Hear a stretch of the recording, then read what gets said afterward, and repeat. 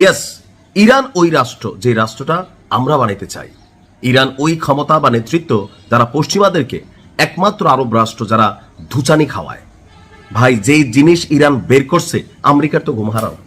Israel তো টেনশনে পাতলা পায়খানা হয়। কারণ কি, 1 কিলো 2 কিলো না, 100 কিলো 200 কিলো না, 1000 2000 না, 4000 কিলোমিটার দূরে ইরানের ক্ষেপণাস্ত্র আঘাত আনতে সক্ষম। যেখানে ইরান থেকে ইসরায়েলের দূরত্ব হচ্ছে 2 থেকে 2500 প্লাস মাইনাস। অর্থাৎ ইরানের এই ক্ষেপণাস্ত্র ইসরায়েলের উত্তর থেকে দক্ষিণ, পূর্ব থেকে পশ্চিম যে কোনো জায়গায় আঘাত আনতে সক্ষম।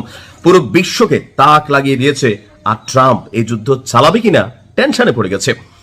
ভারত মহাসাগরে অবস্থিত যুক্তরাষ্ট্র এবং যুক্তরাজ্যের যৌথ একটা সামরিক ঘাঁটি আছে।